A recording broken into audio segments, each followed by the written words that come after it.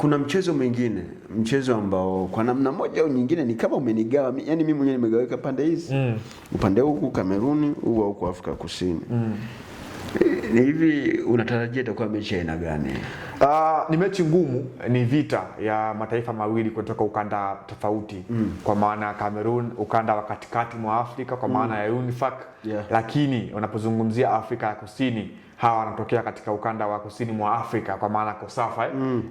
Afrika ya Kusini mabingwa wa michuano ya AFCON mwaka 1996, lakini pia hawa ni mabingwa pia wa COSAFA kwa muda mrefu kweli kweli, lakini pia hawa ndio waandaaji wa michuano ya World Cup mwaka 2010, michuano pekee ambayo imeshawahi kufanyika barani Afrika.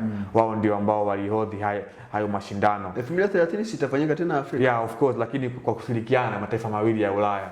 Kwa hiyo kutakuwa kuna rekodi bado itaendelea kuishi kwa Afrika ya Kusini, kwamba wao ndio taifa pekee ambalo liliandaa pekee yake 2010. So ni vita vya walimu wawili ambao kimbinu wamekuwa bora kwenye hatua ya makundi. Unamzungumzia David Pogu kwa upande wa Cameroon, Simba wasiofugika, lakini pia kwa upande wasiofugika Simba wasiofungika. Indomitable Lions. Indomitable sio kufugika, ni kufungika. Simba wasiofugika ndio kwa tafsiri ya Indomitable. Yani wasiofungika, sio wasioshindika, wasiofugika, yani hao ni hawafugiki kabisa, yani hao Simba sio wale kwenye zoo. Kuna Simba wanaofugika, si wale kwenye zoo. Sasa wao Cameroon wamejitoa kwamba wale ni Simba wa tuendelee kabisa. And then kwa Afrika ya Kusini Bafana hawa boys wako chini ya mwalimu Mbelgiji kwa maana ya Hugo Broos. Unajua South Africa ndio timu ambayo mwalimu wake analipwa pesa nyingi katika hii michuano ya AFCON. Sasa ila si wanayo Hugo Broos Mbelgiji huyu. Kwa hiyo inakwenda kuwa ni mechi kubwa, mechi nzuri ambayo tunakwenda kuangalia huo ushindani. Kameruni kwenye record wao ndio mabingwa wa pili wa muda wote wa hii michuano, wakiwa wametoa taji hili mara 5, na mara ya mwisho wametoa hili taji mwaka 2017 katika michuano ya AFCON ambayo ilifanyika pale nchini Gabon. Michuano ya mwisho ambayo ilihusisha timu 16 katika timu shiriki katika michuano ya AFCON. Wao Cameroon ndio walichukua hili taji mara baada ya kumfunga Misri bao 2-1.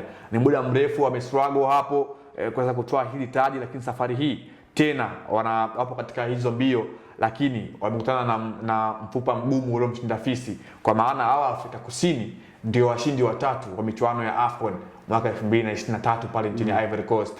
Wana rekodi ambazo wameshaziweka. Kwa hiyo ni mechi ngumu, lakini pia ni mechi ambayo tunakwenda kushuhudia zile mbinu za mchezaji mmoja kiwanjani. Tumewaona pia washambuliaji wa Afrika Kusini kwa maana ya kina Foster, Police kwa sehemu amekuwa wanafanya kitu ambacho kinaonekana.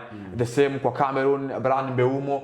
Mashabiki wa Manchester leo wanabidi waende wakamwangalie mshambuliaji wao. Ana kibarua kigumu mbele ya Koliso Mudau. Wataamua kuchagua wao ni Koliso Mudau ama ni Bryan Mbeumo ambaye atakuwa bora, lakini ni mechi nzuri ambayo tunakwenda kushuhudia mpira halisi wa soka la Afrika.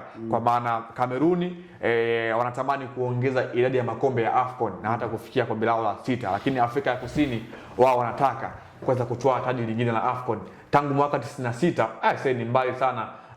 Nafikiri hata wewe mwenyewe bado ulikuwa. Sasa kuna kitu kimoja, tuache hizi mechi mbili za leo, turudi kwenye kilichotokea jana usiku, ni kurudisha nyuma kidogo.